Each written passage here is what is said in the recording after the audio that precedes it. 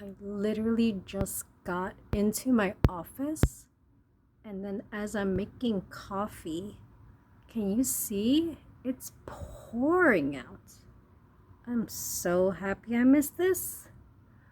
Hopefully, my kids who are going to school will miss it too, and it'll stop soon. But let us see. Wow, it is really going. Like, geez.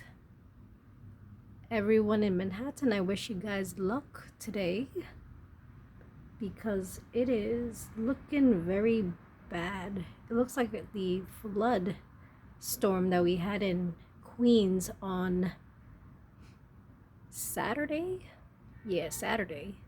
We were coming back from the book fair for Apex, and all three of our shoes were soaking wet.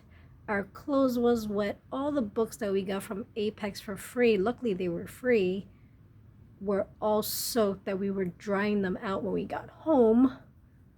So let's see.